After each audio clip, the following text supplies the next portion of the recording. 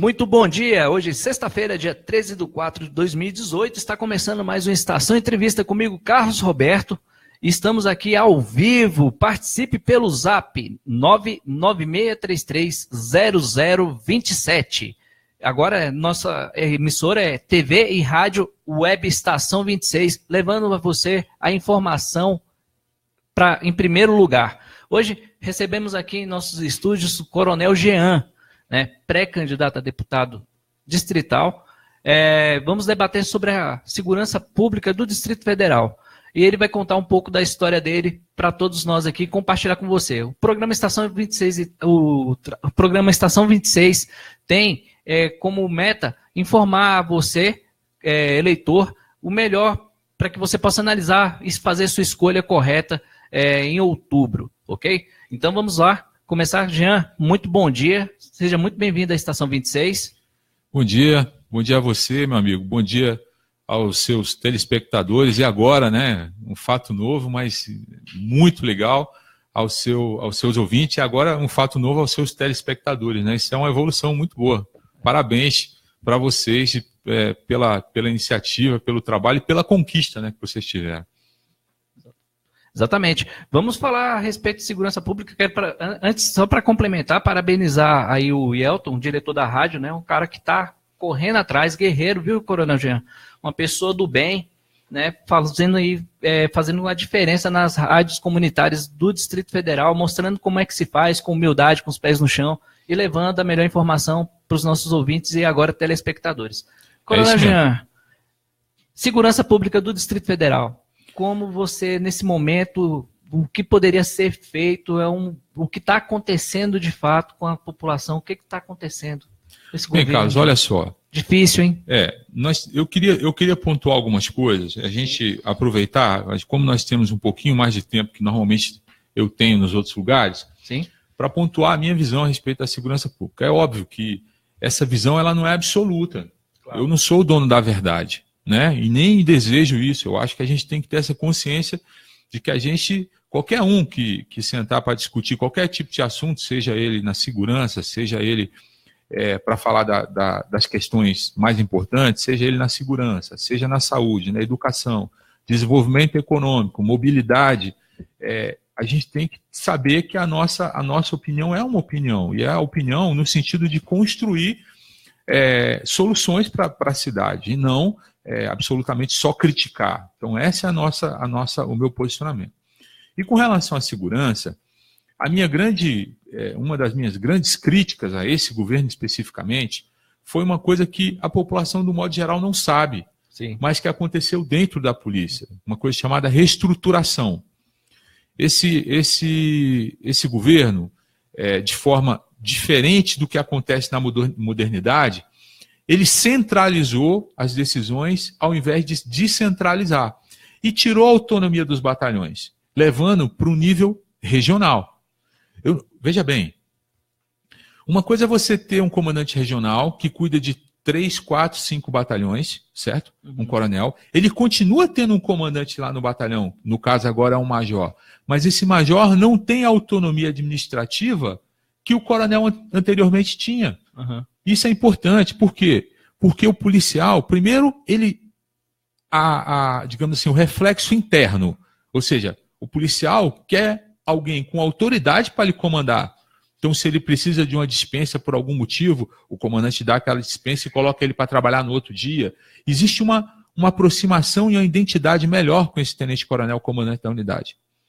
E segundo, desse comandante de unidade com a comunidade daquela região. Você entende? Sim. Ao passo que se você tem um comandante regional, então a comunidade de Ceilândia, por exemplo, tem que buscar o comando regional acima dela. E não acima do 10º batalhão ou acima do 8º, ou não no 10º batalhão ou no 8º batalhão, ela tem que procurar acima. Então isso causa, na minha visão, um distanciamento da população com relação ao gestor. Eu estou errado? Não está. Concorda comigo? Claro. Ou seja, se você centraliza, você afasta da comunidade. Claro. E quem sabe o problema da comunidade é o gestor que está lá perto. Existe um termo em inglês que o pessoal chama de accountability. Nós não temos um específico em português, mas diz respeito à responsabilidade do gestor diante daquilo para o qual ele foi nomeado. E como é que é feita essa responsabilidade, essa prestação de conta? Ela é feita com aquela comunidade. Quer ver? Num dado, o governo, de um modo geral, esse governo e todos os governos, que começou no governo passado, no plano Ação pela Vida, e eu não estou defendendo o governo passado, mas começou lá, esse accountability acontecia, ou acontece quando você tem o balanço, a apresentação do balanço dos números todo mês da segurança pública. Isso é muito legal, ótimo. Só que você trata isso do Distrito Federal como um todo. Mas e na cidade? Na cidade, quem faz é o comandante da unidade. Para nós, da polícia, eu como coronel, né, agora fora da polícia na reserva, o comandante geral, o comandante da unidade é como se ele fosse, Carlos, o comandante geral daquela região, um mini comandante geral, entende? Ele é o representante direto do comandante geral naquela cidade. Então, na minha opinião, esse governo deu um tiro no pé quando fez isso. E a segunda situação foi quando, lá atrás, na verdade, 3. Lá atrás, a segunda, quando ele não fez a previsão de um concurso logo para poder ir cobrindo as falhas ou a falta de policiais que iam para a reserva. Isso. Né? Nós perdemos, para que o seu ouvinte e o seu telespectador saiba, nós perdemos mais de 3.400 policiais ao longo desse governo. Por vários motivos. Pela questão da Previdência, mas também pelo desânimo, pela falta de promoção, pela ideia de olhar e não ver uma perspectiva à frente. O policial às vezes podia ficar mais 3 anos, mais 2 anos. Ele olhou, não viu perspectiva de ser promovido, não viu uma perspectiva de melhora para ele, olhou e falou assim, rapaz, eu vou me embora. E é ruim para ele, é ruim para a sociedade. Sim. Você entende? Sim. Então essa foi a segunda coisa. Né? Ou seja, a questão da perda do efetivo, da desorganização da polícia, da perda do efetivo. Sim. E a terceira, eu acho que foi não dar o devido valor ao policial militar. A questão da saúde da polícia militar é gravíssima. A família policial militar, óbvio, veja bem, gente, eu estou falando da polícia militar porque é uma questão de segurança, é a categoria da onde eu venho, mas eu sei que a sociedade como um todo está sofrendo disso. Só que nós temos um recurso carimbado próprio para isso. E nós, infelizmente, não conseguimos administrar isso da melhor forma. E eu acho que isso faltou empenho do governo.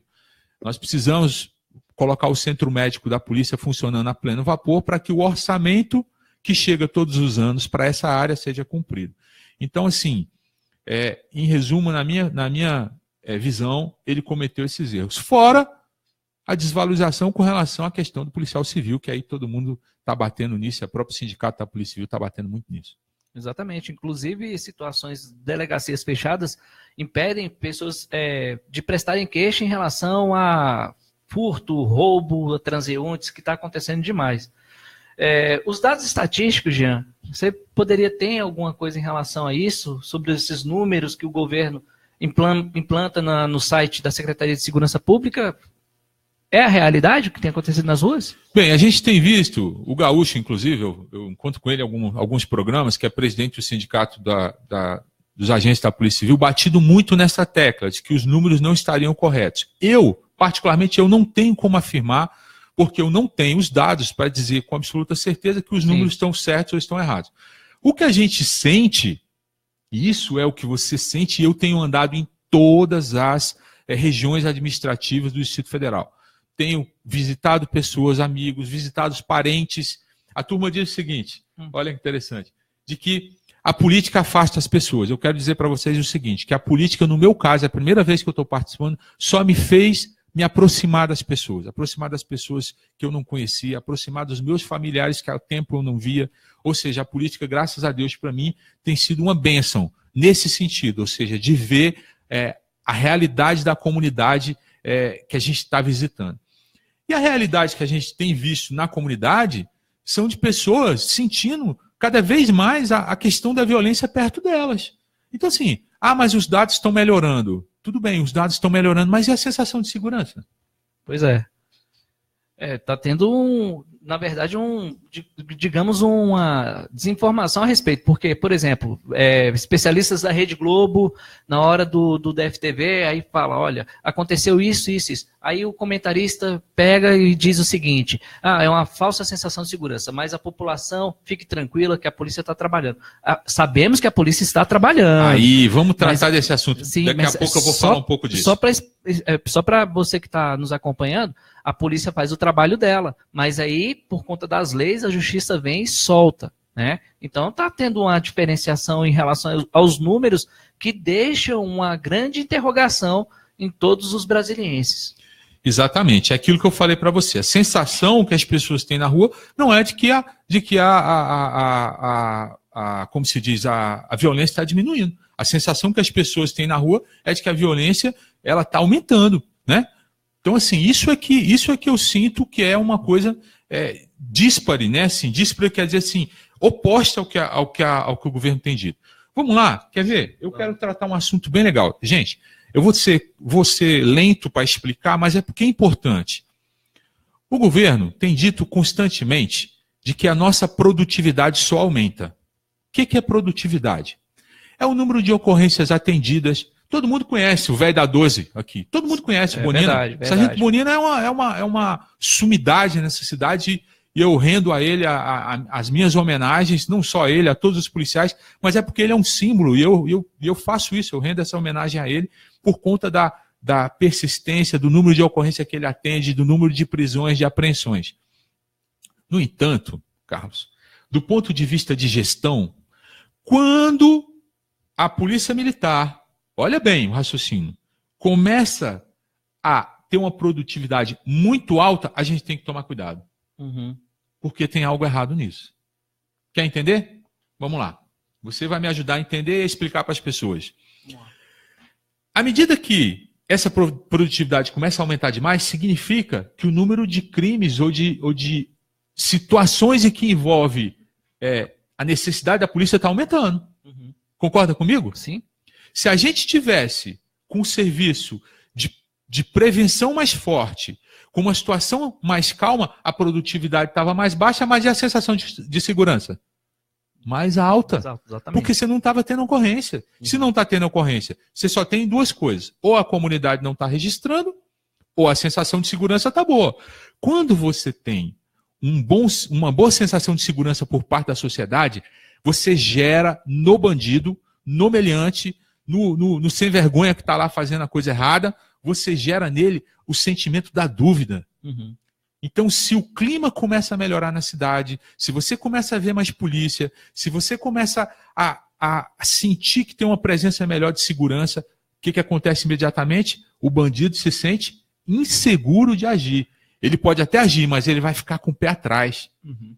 Vai ficar com o pé atrás. Entende? Então, por isso que a aposta na prevenção, no número de viaturas rodando, no policial andando no comércio a pé, às vezes, sim, na cavalaria apoiando, na Rotan fazendo patrulhamento junto aqui, ou seja, as especializadas também. Esse aumento, esse volume, isso dá resultado. Porque isso gera, no meliante, uma sensação de insegurança e de dúvida com relação ao cometimento do crime. Veja bem, o cara que é mala, ele vai querer cometer o crime de qualquer jeito e vai ser preso, porque em Brasília, a sua grande maioria, gente, eu costumo dizer o seguinte, bandido só tem dois caminhos em Brasília, ou o caixão ou a prisão. Aqui, mais hora menos hora, vai cair. A Polícia Civil é eficiente, a Polícia Militar é extremamente eficiente. Uma das melhores do país, né? Vai cair. A polícia é muito boa. Vai cair. Nós não temos fuzil ainda em quantidade em Brasília, então nós temos ainda o domínio do nosso território, apesar do entorno estar pressionando a gente, nós temos o domínio do nosso território. Desculpa, eu sei que eu estou me demorando, Carlos. Não, fica à vontade, porque o tempo é seu. Mas assim, é preciso que a comunidade entenda isso e que o governo entenda isso. Às vezes eu acho que o governador não está entendendo isso, o próprio governador. Estão informando a ele que a produtividade está alta, e ele tem que entender o seguinte, a produtividade está alta, então o número de ocorrências está alto. Nós precisamos prevenir, não deixar que chegue a ocorrência. Exato. Aí, agora vem o que é pior da questão da produtividade, que você já falou. Hoje nós temos uma coisa chamada audiência de custódia. Fora a nossa lei fraca, nós ainda temos uma coisa chamada audiência de custódia. o policial prende e até 48 horas tem que ser apresentado, na verdade 24 horas tem que ser apresentado o meliante para uma autoridade judicial. Se a gente já não tinha juiz suficiente para poder cuidar dos casos, agora tem que colocar um juiz para ficar observando isso. O cara só vai lá para dizer se ele foi maltratado, se ele foi algemado de um jeito errado, ou seja, sim, é uma completa desconfiança do trabalho do policial. Certo? O policial errou, ele vai pagar por isso. Agora, de antemão você já condenar o policial? Está errado. E aí, nesses casos, 50% de todas as prisões o cara é liberado na hora. Uhum. Na hora. Aí, além disso, você tem a questão do menor infrator, você tem a questão da lei em que crimes que não envolvem violência, o cara é liberado quase que imediatamente. E aí, o policial trabalha, prende e está enxugando gelo. Exatamente. E te digo mais ainda fica desanimado, sabe por quê? Não obstante ele ver que o serviço dele não tá sendo efetivo na ponta, ele ainda tem que, na folga dele, comparecer em juízo. E ele não recebe para isso. Verdade. Não recebe para isso. Policial, então, quanto mais ele trabalha, a impressão que dá é que ele é punido. E aí nós, comandantes, eu me lembrava, nós não tínhamos nenhuma ferramenta administrativa, do ponto de vista assim, legal, para eu poder apoiar o policial nessas condições. Aí você tem que, às vezes, o cara pega um monte de ocorrência e fala, cara, eu vou dar uma dispensa para esse cara. E aí você vai dar uma dispensa, mas você vai dar aquela dispensa ali, mas não é uma coisa tá ali escrito preto no branco, entendeu? E aí tem comandante que dá, tem comandante que não dá, ou seja, você não tem como fazer isso de forma regular. E aí o policial sofre por isso. O policial que mais trabalha é o policial que mais fica sem folga. Uhum. Não, e inclusive eu vou pegar um gancho nisso aí, o que mais dói também, muitas das vezes eu participo de alguns grupos de WhatsApp e um dia desse, uma situação que ocorreu, onde um participante disse que o policial está morrendo por incompetência. Incompetência onde, animal? A polícia praticamente não tem meio suficiente para poder pegar e deter meliantes de alto grau de periculosidade. A polícia está fazendo um trabalho de excelência. Aí encontra esses defensores aí de algumas situações de crimes graves e hediondos cometidos, ainda principalmente contra a polícia militar, contra outros policiais que têm perdido a vida em defesa de todos nós cidadãos de bem. Então, esse tipo de comentário, o desprezo de algumas pessoas pela polícia militar, eu acho que precisa rever um pouquinho mais os seus conceitos e até mesmo porque quem escolhe o caminho do bem não tem o menor problema em relação a isso, não vai ter problema com a polícia nunca. Porém, é uma opinião minha, tá? E outra, se estiver tanto quanto insatisfeito com o serviço da polícia, no caso, tem bons e maus policiais, tem bons e maus médicos, em todas as áreas. Eles respondem a cada um a seu setor e cada um tem um jeito de tratar esse tipo de situação. Então, coronel, é um desabafo meu de cidadão, tenho esse direito de poder externar isso, né?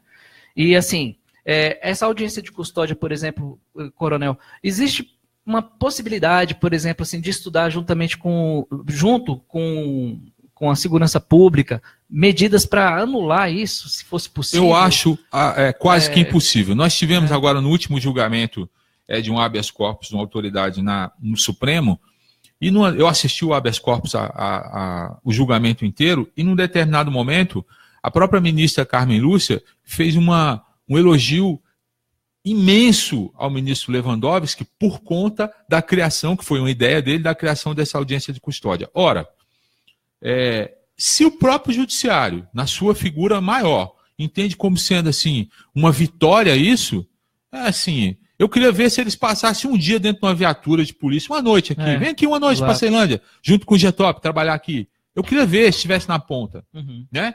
Então é isso que eu queria ver. Como é que é o sofrimento da comunidade. Então, vem para saber. Essa audiência de custódia, no caso, ela está prevista em pactos e tratados internacionais em que o Brasil é signatário, né, como o Pacto Internacional de Direitos Civis e Políticos e a Convenção Interamericana de Direitos Humanos. Esse último que eu citei é o mais conhecido como Pacto de São José da Costa Rica, né? Então, é para... É claro, eu acho que a gente até tem que aderir aos pactos. Veja bem, eu não sou contra os direitos humanos. Ponto. Eu sou a favor dos direitos humanos, porque os direitos humanos foi uma conquista de séculos por parte do cidadão com relação ao Estado. Sim. No entanto, os direitos humanos no Brasil foram tomados como direito dos manos, né? Exatamente. A turma fala isso, foi tomado num outro sentido. Então, assim, eu acho que é preciso colocar as coisas no seu devido lugar. Infelizmente, hoje, nós estamos com os valores completamente invertidos. Então, assim, a questão até do Estatuto do Menor, que deixou até o próprio pai, a própria mãe, às vezes ninguém é a favor aqui de espancamento, de bater no filho, não é isso. Mas até a questão da correção, o pai e a mãe ficou assim, receoso, né? Será que eu posso? Claro que pode, é seu filho. Então nós precisamos voltar à questão dos valores também. Uhum. Isso é segurança pública, começa dentro de casa.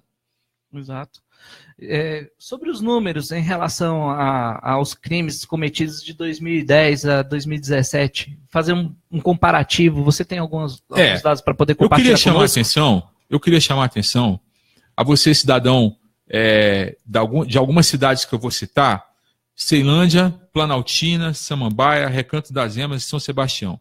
Em especial a Ceilândia. Se a gente pegar os números, e eu estou com a tela aberta aqui na minha frente, numa série histórica da Secretaria de Segurança, ou seja, os números são oficiais, de 2011 a 2017. Então a gente tem os números absolutos. O que eu queria chamar a atenção são dos números absolutos em relação da Ceilândia em relação às outras cidades. Cidadão, olha só. Vamos pegar 2011 como exemplo. Nós tivemos 3.243 ocorrências de roubo a transeunte. Gente, roubo a transeunte é aquele que o sujeito chega com a faca, chega com a arma, dá uma porrada, toma seu celular, diz que vai te agredir, ou seja, é com o uso da força. E ele toma um bem seu e vai embora. Nós temos aqui um registro no ano de 2011 de 3.243, certo? Uhum. Esse registro, 6 anos depois, os 7 anos, 6 anos depois, 7 anos, vamos considerar assim, ele praticamente dobrou. 6.411 casos em 2017. Pois é. 6.411 casos em 2017. E aí, o segundo lugar, e aí que vem o meu comentário, o segundo lugar deixa eu ver aqui, 1, 2, 3... abaixo da Ceilândia, 1, 2, 3. É Samambaia, com 4.534 casos. A diferença é muito grande, gente. A diferença é muito grande. Então, assim, o terceiro lugar, que vai ser Taguatinga, 3.661. Você entende? E a gente passou os olhos aqui por outras ocorrências, Carlos, e a diferença é gritante, assim, da Ceilândia com relação a outras regiões administrativas. Onde é que eu quero chamar a atenção nisso? Eu peguei aqui, se você olhar o mapeamento, nós temos Ceilândia, Planaltina, Samambaia, Recanto das Emas e São Sebastião.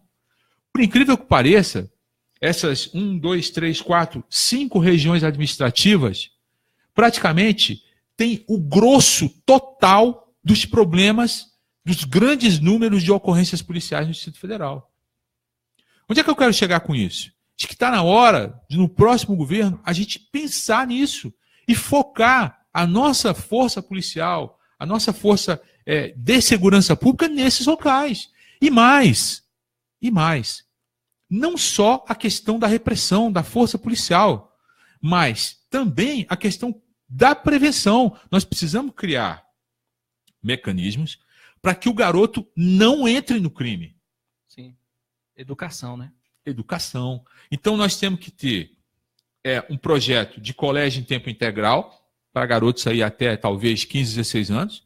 E a partir daí nós temos que colocar essa garotada para trabalhar. 2 opções, garoto. Ou você vai trabalhar, ou você vai estudar o dia inteiro, ou você vai estudar e trabalhar. E aí, não tem como. Dá-se um jeito. O governo, o Estado tem que ir nessa direção. Se a gente quer acabar ou diminuir com o crime, a gente tem que atuar em 2 frentes. Uma, endurecendo as leis e trabalhando em cima da questão do policiamento. Ou seja, prevenção, prisão, na parte dura, digamos assim, que o Estado pode exercer. E, por outro lado, de um outro lado, fazendo com que esse sistema aqui, que eu chamo já da bandidagem profissional, não seja alimentado pela garotada que está vindo daqui, que está crescendo. E para evitar isso aqui, só existe 2 jeitos: educação e trabalho. Educação e trabalho. Todos nós, e você é da minha época, a gente pode falar isso, eu passei por isso, com 14 anos, eu já estava trabalhando. Sim, verdade. Estava trabalhando. Então a gente estudava de manhã, trabalhava de tarde. Isso mesmo. Ou se estudasse de tarde, ia trabalhar de manhã. Tinha que dar um jeito. Exato. Uma situação, pegando isso daí que você falou agora há pouco, fui remetida à época dos anos 90 ali. Logo em 1990, praticamente, chegava da escola e ia direto para o Senai. Senai ali é excelente escola técnica para qualquer pessoa. Falou tudo. O Senai, escola técnica. Hoje, nós já temos programas, nós temos lei do Jovem Aprendiz, que é uma lei federal, que no DF tem o Jovem Candango. Também a outra coisa, foi legal isso. Olha, aquilo que é certo eu bato palma, aquilo que é errado eu sento a porrada. Foi extremamente correto por parte desse governo manter o projeto Jovem Candango, que vem do governo passado. Não, isso é verdade. Muito legal. Agora, é pequeno, é pouco. Nós temos que chegar nesse público jovem que mais necessita disso. Exato. Então, assim, fazer diferença, assim, criar uma situação, entendeu? A questão do segundo tempo, da escola do segundo tempo, tem que ser pesado isso. Não pode ser uma ação assim pontual. Não, nós temos que chegar forte nisso. Porque isso vai ajudar, inclusive, a situação dos presídios, vai ajudar a situação do próprio policial. Hoje nós não temos condição de prender tudo que tem que prender. Não, isso não. Não dá, não tem espaço para botar na cadeia. É verdade. Talvez, nesse aspecto, foi o pensamento que se teve com relação às audiências de custódia. Mas, assim, é um ciclo vicioso. É ruim. Então, a gente precisa continuar trabalhando na força, por um lado, mas, por outro, aqui a gente precisa estancar essa ida da pessoa do bem para o mal. E a respeito da sociabilidade juvenil na periferia do Distrito Federal, nas cidades satélites, mas digamos assim, gritantes o número de violência, os dados estatísticos praticamente negativos em relação a isso. Qual poderia uma solução? Apontamos o problema. Qual uma opinião sua que poderia melhorar essa situação? Mapeamento de todos os jovens em situação de risco. Das famílias em situação de risco, o governo tem. Né? As famílias em situação de risco, o governo tem. Mas nós temos que ter um mapeamento dos jovens em situação de risco. Então, o que é o jovem em situação de risco? É o jovem de determinada idade, que pertence a uma família desestruturada. Aí cria-se os parâmetros necessários para isso. Criou-se os parâmetros, nós temos que mapear. Mapear onde estão esses jovens. Tudo, gente, que se vai fazer com seriedade, tem que ser feito de tal forma que você consiga juntar os números das coisas. Sim. Se você não tiver os números, você não tem como mensurar. Então, o primeiro passo é fazer esse mapeamento de onde está o jovem em situação de risco. E, a partir daí, criar mecanismos, como eu falei aqui, para que esse jovem fique ocupado. Então, cabeça vazia, oficina do diabo. Já dizia o pessoal no quartel. Cabeça vazia, oficina do diabo. O garoto tem que estar ocupado, ou estudando, ou trabalhando, ou fazendo curso de especialização. Ele tem que estar ocupado. Então, essa é a minha visão. Que uma vez identificado, esses grupos de jovens com parâmetros em situação de risco, que seja trabalhado programas governamentais específicos para eles. Isso é importante. Certo. Será que esse garoto tem, por exemplo, algum tipo de acesso hoje à cultura? Entendeu? Será que ele tem um ambiente que ele possa, por exemplo, sei lá, mexer com a dança de rua? A gente tem que pensar na cultura também. A cultura é um mecanismo, assim, grandioso para tirar essa garotada. Sim. Então, né, a capoeira, a luta, o esporte, a dança, o instrumento musical. Nós temos vários projetos individuais, pessoas dentro do Distrito Federal, eu conheço alguns projetos em que a pessoa doou ali o tempo dela, botou dinheiro às vezes para poder tirar a criança da rua e colocar ela dentro de um projeto, mas acaba que a eficiência disso é pequena diante do que o Estado poderia fazer. Muito grave. Então é isso que eu digo. De investimento, né? na cultura e educação como um todo, né? Pra você ter uma ideia, eu nem sou muito a favor de que, por exemplo, todo mundo faça essa questão, né, de defesa social, essa questão toda. Mas você pega, por exemplo, nós tivemos o caso em Planaltina, que nós começamos uma escolinha de esportes em Planaltina. Então, olha que bacana. A escolinha de esporte começou a funcionar e funcionava lá de forma relativamente até precária, mas funcionava. Um dado dia, eu saí de lá, eu deixei a ideia escrita, eu tinha vindo do curso de Educação Física, eu tinha visto um projeto em outro lugar, fiz um projeto, deixei escrito. Fui embora, veio um cara depois de mim, um capitão, e implantou o projeto. Então, era um projeto para as crianças ficarem no período contrário da escola e à noite, elas poderem fazer um esporte. E aí, deu-se o nome que tinha em Nova York, Esporte à Meia-Noite. Passado algum tempo, Dona Wesley, esposa do governador Roriz, visitando a unidade, conheceu o projeto. E aí, o que ela fez? Deu a ideia para o marido, governador Joaquim, vamos fazer esse projeto no Distrito Federal todo. E aí nasceu o Esporte à Meia-Noite, né? Que todo mundo conhece, projeto que infelizmente agora parece que está aí de mal a pior, né? Exatamente. Então nós tivemos Picasso não pichava, Esporte à Meia-Noite, nós tivemos projetos que foram muito legais e que deveriam ter continuidade. E por birra de alguém acha que não poderia dar continuidade, então, mínimo. Então essa atividade por parte do Estado, que é grande, que é gigante, com relação às crianças e os adolescentes em situação de vulnerabilidade, em situação de risco, é que eu acho que a gente precisa trabalhar. É fundamental. Ou a gente faz isso, ou nós vamos ter gerações e gerações para frente completamente envolvidas com crime. E outra coisa, se o Estado não acolhe, quem vai acolher vai ser o tráfico, né? De uma certa maneira. Claro, falou tudo agora. É por aí mesmo. Falou tudo. Bom, e assim, acho que a questão da segurança é uma questão de grande preocupação hoje por parte da comunidade, da sociedade toda, mas a gente também tem que levar em consideração que a gente tem outros problemas, né? Olha o que nós estamos passando na saúde, Carlos. Não é verdade. A situação da saúde é crítica. Grave, muito grave. E assim, aí tem uma coisa que as pessoas não conseguem entender. Veja bem, se a saúde pública vai mal, não adianta o cara achar que ele tem o convênio médico dele, entendeu? Porque a saúde privada vai mal.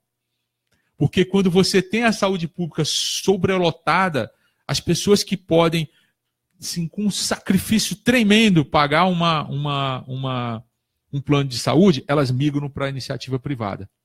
E aí o que acontece? Você chega no hospital aqui em Taguatinga, ou ali no hospital aqui em Ceilândia, ele está abarrotado de gente. Estou mentindo? Não, está cheio. Tá complicada a situação. Muitas pessoas estão voltando para casa por não ter atendimento, né? Então, assim, não só no público, até no privado. Que demorava ali 40 minutos, 1 hora para ser atendida, a pessoa está demorando 3. Pagando. Né? Então, a questão da saúde, ela envolve muito mais coisas. Nós temos, por exemplo, agora uma situação grave, que é a situação da gripe H1N1. Aqui no entorno, nós já tivemos, eu acho que no Goiás, 9 mortes. E já tivemos uma primeira morte no Distrito Federal. Ceilândia, cidadão de Ceilândia, homem de 54 anos. Então, 54 anos. Olha só, gente, nós não estamos falando da população diretamente de risco, ou seja, criança nem acima de 60 anos, 65. Exato. Nós estamos falando de um senhor de 54 anos, que é jovem, relativamente jovem. Então, é uma preocupação imensa que a gente tem. Será? Eu espero que sim. Será que a nossa secretaria, o nosso governo, está preparado, de fato, para enfrentar uma situação como essa?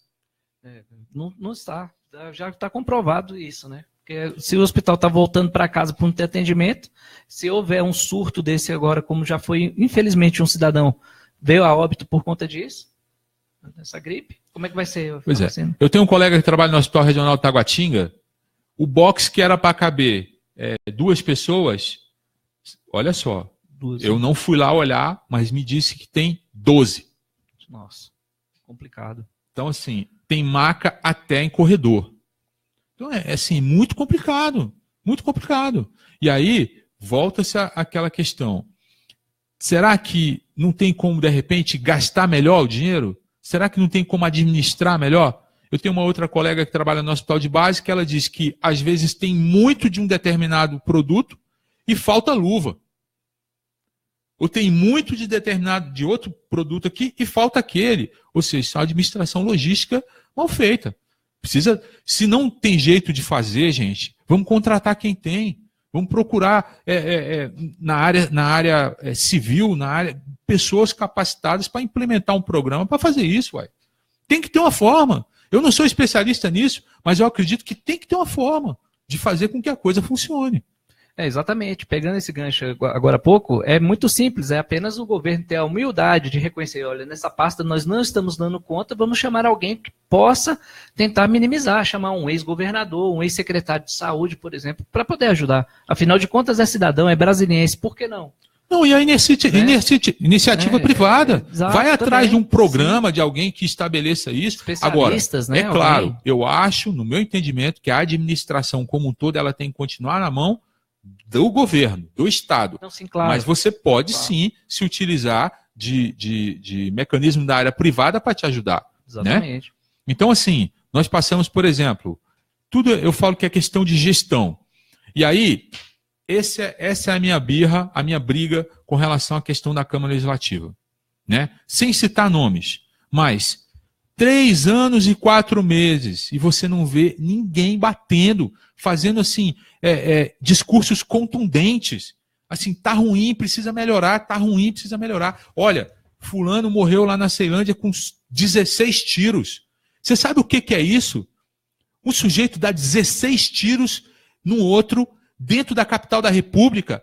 É a capital da República, o Distrito Federal é indivisível. Indivisível. Nós não somos divididos por municípios. Nós somos a capital da República inteira. E esse governo, inclusive, diz isso. Não é governo de Brasília, não é governo do Distrito Federal, é governo de Brasília. Brasília toda. Está te chamando Brasília, o Distrito Federal todo como Brasília. Ou seja, nós temos uma situação num posto de gasolina que o outro dá 16 tiros. Ah, mas é uma briga de gangue.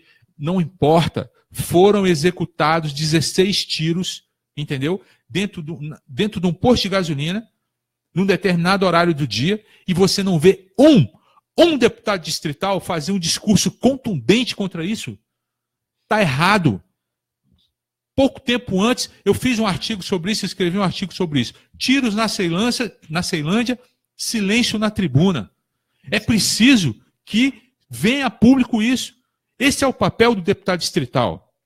Não é papel dele prometer que vai fazer isso, que vai governar, não. Mas é papel dele dizer que vai tentar dar soluções ao governo quando o governo não tiver soluções e criticar naquilo que é preciso criticar. Exato. Aí agora passa 3 anos abaixando a cabeça para tudo e aí pula fora do governo no último ano para dizer que é oposição porque o governo está com uma rejeição grande. Uhum. Então esse é o papel do deputado distrital? Acredito que não. Tá errado, Carlos. Está errado. Nós precisamos de representação dentro da Câmara Legislativa que tenha coragem de levantar a mão e dizer, está errado. E tenha coragem também de aquilo que for certo dizer, está certo, eu apoio. Exatamente. Olha, esse aqui é o TV e Rádio Estação Web, Estação 26. Participe, entre em contato conosco, mande sua pergunta aqui para o Coronel Jean para poder responder ao vivo no 996330027. Faça a sua participação, faça acontecer, participe. Esse debate aqui é democrático para que você possa participar dos acontecimentos de Brasília e nas cidades satélites. Fiquem à vontade, sejam muito bem-vindos, a casa é sua também. Esse aqui é o programa Estação Entrevista comigo, Carlos Roberto. Coronel Jean, há pouco eu citei aqui, vocês que estão nos acompanhando ao vivo nesse momento, fazendo defesa da Polícia Militar. Algumas pessoas aqui mandaram no meu zap particular falando, olha, não fale isso. Eu vou falar assim porque tem um monte de gente defendendo bandido e ninguém fala nada, por que eu não posso defender a polícia? Por quê? Então, se as pessoas têm medo ou algo nesse sentido, aqui não tem nada a temer. Nós somos um espaço democrático, estamos aqui apenas para levar informação e aquilo que eu acredito, é uma opinião minha pessoal e eu não vou recuar nenhum ponto, nenhuma vírgula. Registre isso daí, beleza? Coronel Jean, então vamos lá. Pegando essa situação da segurança pública aqui do Distrito Federal como um todo, diante desses casos que têm acontecido recentemente, uma vez você como pré-candidato, existe uma possibilidade de uma conversa com os senadores da República, daqui do Distrito Federal, com os colegas, por exemplo, da bancada da Câmara Federal, um estudo assim, para poder fazer com que a polícia, o cidadão brasiliense retome aquela credibilidade de poder ir no parque da cidade, pelo menos dar uma caminhada com a esposa, o filho, o casal possa sair para namorar de forma tranquila e segura, os restaurantes possam trabalhar até mais tarde, produzindo emprego. Existe uma possibilidade de uma conversa dessa para poder fazer com que Brasília volte a ser a capital da esperança de fato? Eu acho que sim, Carlos. O primeiro ponto diz respeito, claro, como a gente vinha falando, da questão das leis. Isso está fora digamos assim, da responsabilidade de um deputado distrital, porque as leis são feitas pela área federal. Exato. Talvez até por parte do governador em algum momento, do governo do Distrito Federal, ele não tenha como interferir nesse processo. Se bem que eu acho que ainda tem sim, porque ele pode buscar os meios de chegar até o Congresso e até a presidência da República, solicitando mudança nesse aspecto. Mas, se você não tem como mudar, digamos assim, as leis, você precisa mudar a gestão da sua segurança. Claro. Tem que ter mudança nisso. E a primeira mudança que é extremamente necessária, nós precisamos recompor os quadros da Polícia Militar e da Polícia Civil. Não tem condição das delegacias estarem funcionando só meio período. Isso é um absurdo. Aí, é claro, os índices vão ser menores, a população não vai lá registrar. Claro que os índices vão ser melhores. O governo pode dizer, não, os índices melhoraram, claro, a população não foi lá registrar. Então, assim, na minha concepção, tem como melhorar sim. E aí, eu acho que a Câmara Legislativa tem um papel importante nisso. Caso o governo não consiga apresentar soluções rápidas, a Câmara tem que se reunir e apresentar essas soluções. Você tem, por exemplo, a Comissão Interna de Segurança Pública, que pode apresentar projetos. Você tem a área de educação, que pode apresentar projetos. Ou seja, não pode uma Câmara Legislativa ficar à mercê do governo, passiva. Então ela está ali só para reagir diante daqueles projetos que o governo manda. Isso está errado. Sim. Isso não está certo. Nós precisamos de uma Câmara Legislativa que seja proativa, que seja ativa realmente com relação àquilo que o governo, o Distrito Federal precisa, que Brasília precisa. Então, assim, eu acho só que eu queria ver deputados um pouco mais contundentes no seu discurso, que saísse de dentro do gabinete e fosse até os locais onde tem problema. Porque a gente, como pré-candidato, veja bem, gente, eu sou filho de pioneiro, Carlos. Minha mãe chegou aqui em 57, meu pai chegou em 62.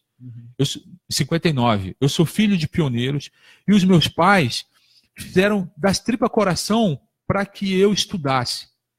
Eu morei em Taguatinga, morei no Guará, mas passei quase que a minha vida toda no Cruzeiro. E era um esforço tremendo para que eu pudesse estudar.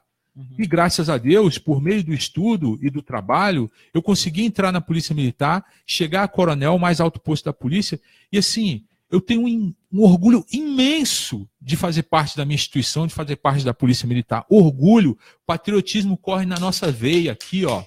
Entendeu? Sim. Cada vez que toca um hino, você se põe na posição. Isso é um orgulho que cada um de nós sentimos. Do soldado ao coronel, todos sentem isso.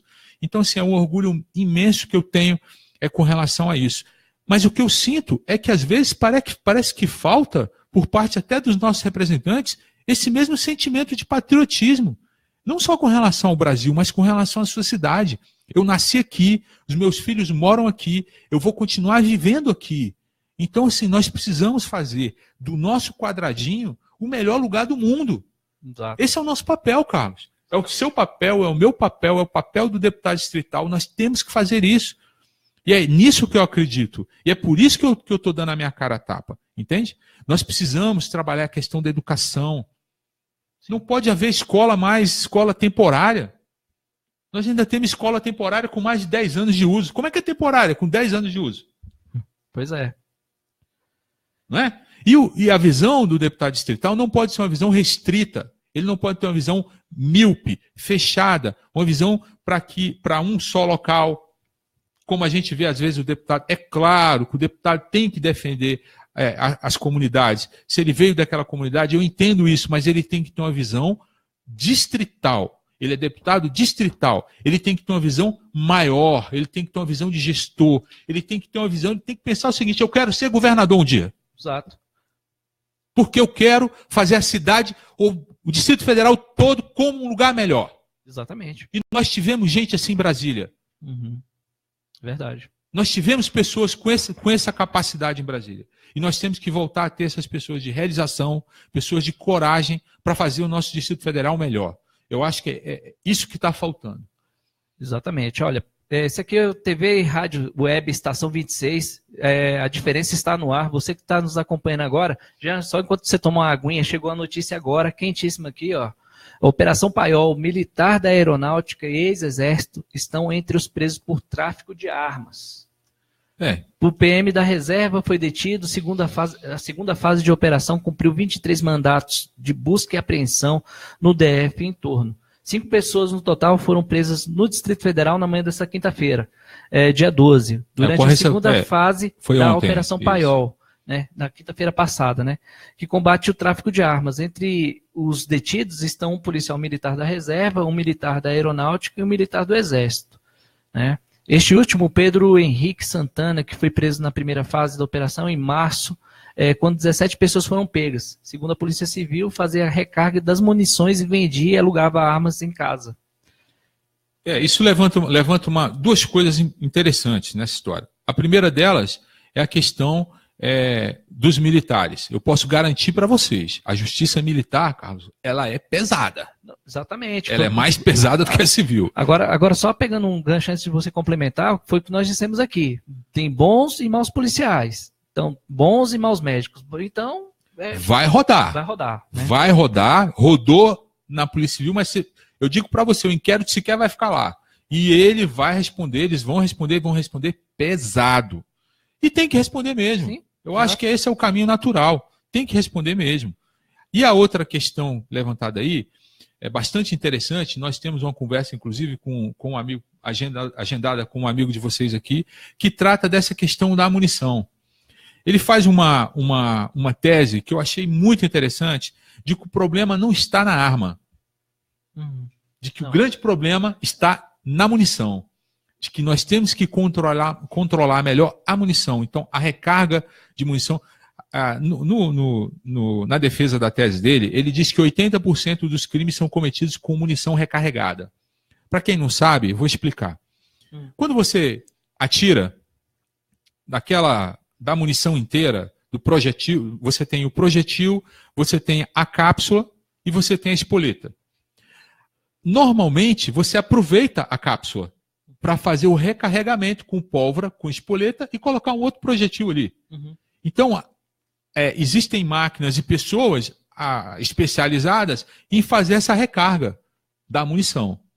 E a tese dele é de que, se você utilizasse o cartucho descartável, isso diminuiria o crime de alguma forma, porque não teria como recarregar essa munição, esse cartucho. É interessante porque você limitaria um pouco a munição existente no mercado. Claro, a gente pode levantar a situação aqui de que as pessoas iriam traficar isso. Tudo bem, concordo com você. Mas, por outro lado, de cara, você limitaria o número de munição no mercado e, de certa forma, talvez limitasse o crime. Então, assim, é uma ideia interessante. São duas coisas a gente avaliar nessa história. Primeiro, a questão dos militares que vão responder de forma contundente. Segunda questão, essa questão da munição, que é uma coisa nova que eu achei muito interessante a fala dele. Bom, Coronel Jean, queria que você conversasse mais um pouquinho com a população. Nosso horário já está findando, né? Para você dar o seu recado final aí, ou você quer estender mais um pouco para falar mais um pouco sobre segurança pública, dentro da sua agenda aí? Não sei como é que está a sua agenda agora à tarde. Infelizmente, a gente não pode demorar muito, porque eu posso até falar o nome dela em público. Dona Olinda é uma vizinha nossa de muitos anos, infelizmente morreu por câncer, né? perdeu a luta contra o câncer e vai ser enterrada agora no Campo da Esperança. E eu, assim, me sinto na obrigação sou padrinho de um dos filhos dela, eu me sinto nesse momento, eu me sinto na obrigação de comparecer ao cemitério. Então, saio daqui direto para o cemitério para fazer uma oração, para estar junto. Eu acho, independentemente de qualquer coisa, às vezes a gente é tão assim, contundente naquilo que a gente fala, nas nossas defesas e tudo, e às vezes as pessoas estão precisando mesmo, no fundo da alma, elas estão precisando de um pouco de carinho, um pouco de cuidado, uma palavra, uma visita. Então, assim, isso fica outra dica. Não é para mim, mas para todos nós que estamos imaginando, somos pré-candidatos e vamos nos candidatar, se Deus quiser, a um cargo dentro da estrutura de Estado. Não abandone as pessoas que te elegeram, não. Vai lá, volte lá no lugar onde você foi pedir voto. Vá lá conversar com as pessoas, tomar um café na rua, andar, passear no meio delas. As pessoas às vezes querem um pouco de carinho, você está entendendo? Verdade. E o brasileiro sente essa falta, por mais que hoje ele esteja desanimado com a política, de saco cheio, não quer ouvir falar em política, mas por outro lado, esse mesmo sentimento é um sentimento do filho quando está revoltado e que está pedindo carinho. Uhum. Isso é verdade. O que ele quer é atenção. Ele quer pessoas que cuidem dele, que ajudem a tocar esse país de uma forma melhor. É interessante você falar isso daí, porque, por exemplo, são os pré-candidatos, a gente vai observando, tem uns pré-candidatos que não ganharam absolutamente nada, não pisam no chão. Tem outros líderes comunitários de rádios comunitárias, por exemplo, que bradam, batem no peito que o governo é ruim, que o governo é isso, mas recebem ajuda governamental para talvez até mesmo extorquir os convidados que vêm à rádio. Então não faça isso. Se você tem um meio de comunicação, ajude a comunidade a fazer com que ele tenha o senso crítico, respeite o seu público, leve a verdade, entendeu? Para que ele possa olhar nos olhos do pré-candidato, para que ele possa fazer a escolha dele em outubro. Não seja oportunista, aproveitar a situação para cobrar dos pré-candidatos, viu? A hipocrisia faz mal, tá? Carlos, depois bate no peito, depois na emissora e fala, eu não preciso de política para viver, mas vive na porta de gabinete pedindo emenda. Então se liga, viu, comédia? Muito bem, eu acho que você falou bem. Eu queria dar um recado aqui muito claro para vocês que estão me ouvindo. Eu entrei na política porque ao longo da minha vida toda como técnico, eu vi as maiores decisões que interferiam no trabalho da polícia serem tomadas por políticos. Eu me senti impelido. Primeiro foi num momento de defesa da minha classe. Eu não vou ficar aqui estreitando esse assunto, mas foi num momento de defesa da minha classe. Segundo, porque eu senti que as decisões são políticas. Isso sem nenhuma dúvida.